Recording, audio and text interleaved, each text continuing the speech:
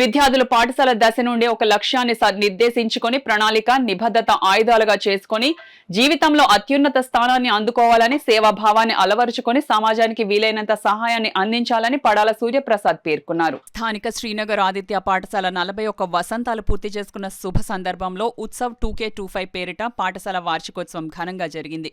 ఆదిత్య విద్యా సంస్థల వ్యవస్థాపక chairman Nallamilli Seshareddy, director Sruthireddy, principal T Ramesh, vice principal Vijaya Umapathi ఆధ్వర్యంలో జరిగిన ఈ వేడుకలకు ముఖ్య అతిథిగా Padala charitable trust founder chairman Suryaprasad, గౌరవ అతిథిగా ఆదిత్య పాఠశాల పూర్వ విద్యార్థి ఎస్ఐ జి కరుణ ప్రియాంక విచ్చేసి జ్యోతి ప్రజ్వలన చేసి కార్యక్రమం ప్రారంభించారు. అనంతరం సభకు అధ్యక్షత వహించిన డైరెక్టర్ శృతిరెడ్డి మాట్లాడుతూ ఈ ఏడాది కాంపిటేటివ్ ఎగ్జామ్స్ అద్భుత విజయం సాధించిన విద్యార్థులకు శుభాకాంక్షలు తెలిపారు. చైర్మన్ శ్రీ ఎన్ శేషారెడ్డి మాట్లాడుతూ 41 సంవత్సరాలుగా ఆదిత్య విద్యా ప్రస్థానంలో ఎన్నో విజయాలు సాధించిందని మరియు ఈ విద్యా సంవత్సరంలో నిర్వహించిన హ్యాండ్ రైటింగ్ మ్యారథాన్ ద్వారా Aditya schools India book of రికార్డ్స్లో స్థానం సంపాదించడం చాలా ప్రత్యేకమన్నారు. పాఠశాల ప్రిన్సిపల్ టి రమేష్ మాట్లాడుతూ ఈసారి ఉత్సవ్ 2K25 వినూత్న రీతిలో ఏర్పాటు చేయడం జరిగిందన్నారు. Vice principal Vijaya Umapathi academic report ద్వారా వివిధ కాంపిటేటివ్ ఒలింపియాడ్స్, అబాకస్, వేదిక మ్యాథ్స్ మరియు హ్యాండ్ రైటింగ్ ఒలింపియాడ్ నందు సాధించిన విజయాలను తెలియజేశారు.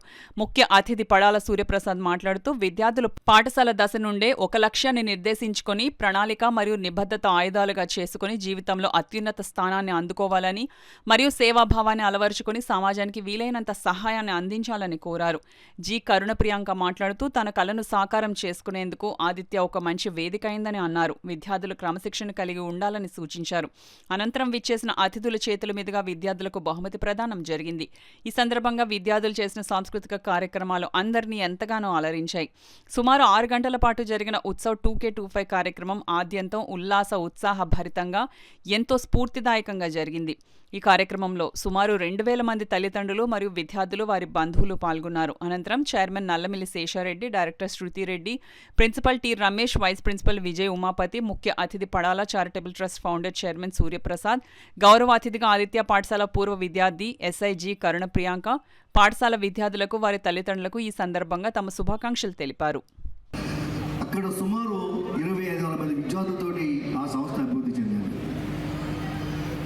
మా పెద్దమ్మ ఇప్పుడు శృతి ఇవాళ ఇంచుమించు 15 స్కూల్స్ నిర్వహిస్తూ ఈ స్టేట్లో అద్భుతమైనటువంటి స్టాండర్డ్ మెయింటైన్ చేస్తూ ఈ మధ్యనే ఆదిత్య తక్షార ఇంటర్నేషనల్ స్కూల్ని రాజమండ్రిలో ప్రారంభించింది.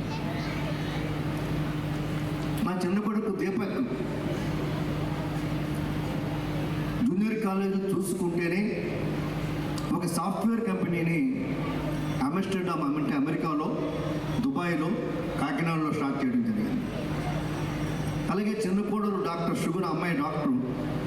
ఆమె డాక్టర్ అయినప్పటికీ కూడా ఆమె ఈరోజు స్టేట్ మొత్తం మీద ఏ విద్యా సంస్థకి లేనటువంటి 34 డిగ్రీ కాలేజ్ రన్ చేస్తూ, ఒక ఇంటర్నేషనల్ స్కూల్ రన్ చేస్తూ ఇవాళ అనేక వేల మంది ఉద్యోగాలు ఇవ్వడం జరుగుతుంది. సో కాబట్టి నాకు ఎటువంటి ఆందోళన లేదు, పూర్తి సంతృప్తిగా ఉన్నాను నేను. అంటే మనం ఉన్నా లేకపోయినా నెక్స్ట్ జనరేషన్ అద్భుతంగా ముందుకు తీసుకెళ్తానని నమ్మకం నాలో కలిగింది. స్టేజ్ మీదకి రావాలంటే మీకు అర్థమవుతుందో లేదో, శేషారెడ్డి సార్ ఎక్కడైనా వస్తున్నారు ఈరోజు స్కూల్కి అంటేనే మేము అసలు వణికిపోయేవాళ్ళం. అసలు సార్ అంటే చూస్తేనే ఇంకా చూడడానికి కూడా భయం అనమాట. క్లాస్ నుంచి బయటకు రాకూడదు. And Aditya is meant for it's discipline. అది అసలు ఎవరు కాదనలేరండి. ఎన్ని స్కూల్స్, ఎన్ని కాలేజెస్, అంటే ఎన్ని ఇన్స్టిట్యూషన్స్ వచ్చినప్పటికీ ఆదిత్యకు ఉండే డిసిప్లిన్ నాకు తెలిసినంత వరకు ఇంకెక్కడ చూడలేమండి. అంటే యాజ్ ఎ స్టూడెంట్ అవి ఇన్స్ట్రక్షన్స్ లేక లిమిటేషన్స్ అనుకుంటాం. అంటే నేను అలానే అనుకున్నాను. ఎందుకంటే మార్నింగ్ 9 o'clockకి అసెంబ్లీ కోసం లోపలికి వస్తే ఆ గేట్ క్లోజ్ అయిపోయేది. ఆ ప్రైమరీ స్కూల్లో ఒక గేట్ ఉండేది, అది కూడా అంతే 12:15 ఆఫ్టర్ లంచ్ బ్రేక్. పేరెంట్స్ వచ్చిన తర్వాత పేరెంట్స్ కూడా బయట నుంచోవాలి.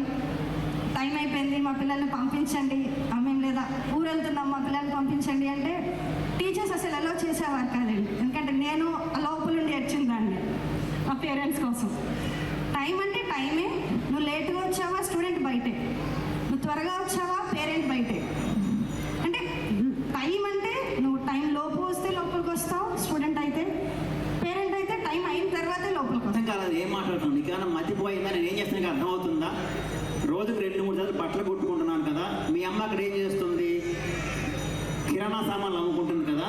సో నిన్ను మీ తమ్ముని చదివించడానికి ఎంత గగనం కదా. ఏదో మీ టీచర్ల దయ వల్ల గవర్నమెంట్ పుణ్యం అని చెప్పేసి ఎడ్యుకేషన్ అయిపోయింది ఇక్కడ దాకా. ఇక్కడ నుంచి మనకి ఆ స్తోమత లేదు. ఇంజనీరింగ్ మెడిసిన్ మన వల్ల కాదు. నేను ఒక పని మాత్రం చేయగలను, నీకు మార్కుల లిస్టులు, ర్యాంకులు, కార్డులు అన్నీ పక్కన పెట్టి వచ్చి నా పక్కన కూర్చుంటే ఒక్క సంవత్సరం తిరిగేలాగా నిన్ను ఈ ఊళ్ళో నంబర్ 1 టైలర్గా తయారు చేస్తాను. ఓకే, సో నాకు కోపం వస్తుంది, బాధ వస్తుంది, ఏడుపు వస్తుంది, అన్ని పక్కన పెట్టి అనుకుంటూ కూర్చున్నాను. ఊళ్ళో వాళ్ళు ఊరుకోలే, వాళ్ళు మొత్తం చాటింపు అంతా వేసి మా ఊళ్ళో ఏలేశ్వరం విలేజ్లో ఒక థియేటర్లో ఒక సినిమా బెనిఫిట్ షో వేశారు. చాటింపు అంతా మన వాడే స్కూల్ చదువు ఆగిపోతుంది కాలేజ్ అని చెప్పేసి ఒక ఫండ్ రైజింగ్ ఈవెంట్ కండక్ట్ చేసి 7,000 రూపాయలు కలెక్ట్ చేసి ఇంట్లో పెట్టించారు. అవి కూడా సరిపోలేదు, మళ్ళీ బ్యాక్ టు స్క్వేర్ 1 అన్ని పక్కన పెట్టేసి వచ్చిన మా నాన్న పక్కన కూర్చొని దత్తి నుంచి మొదలు పెట్టేశాను. నా చదువు ఆగిపోయిందనే విషయం స్పష్టంగా అర్థమైపోయింది నాకు. ఆ తర్వాత ఒక సంస్థ వాళ్ళు ఒక పేపర్లో వేయడం వల్ల మీరు బాగా చదువుకొని పేదరికంలో చదువు ఆగిపోతే మేము స్కాలర్షిప్ ఇస్తామని చెప్తే వాళ్ళకి అప్లై చేయడం వల్ల బీటెక్ 4 ఏళ్ళు కూడా వాళ్ళు